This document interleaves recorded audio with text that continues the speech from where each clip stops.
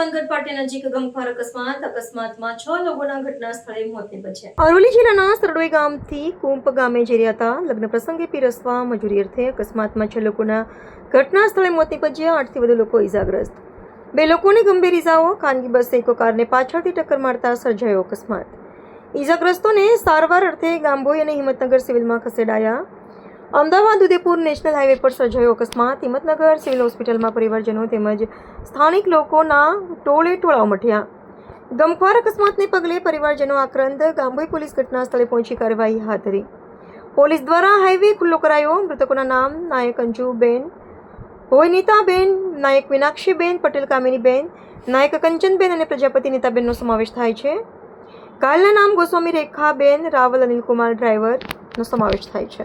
શામળાજીથી Himmatnagar highway ઉપર અકસ્માતનો બનાવ બનેલ છે.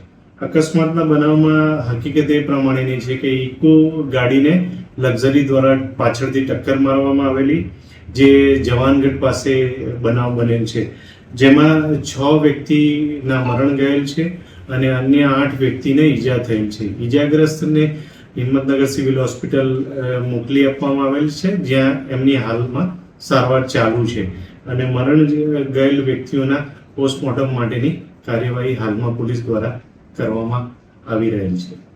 કારણ કોઈ સામે આવ્યું છે?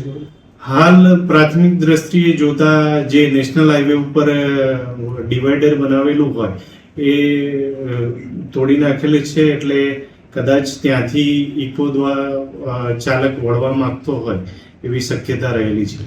ઇકો ક્યાંથી ક્યાં જતી હતી, શું કરવા જતી હતી? ઇકો ગાડી છે સરડોઈ, જે મોડાસા તાલુકાનું છે, ત્યાંથી હુંજ ગામ ખાતે જતા હતા.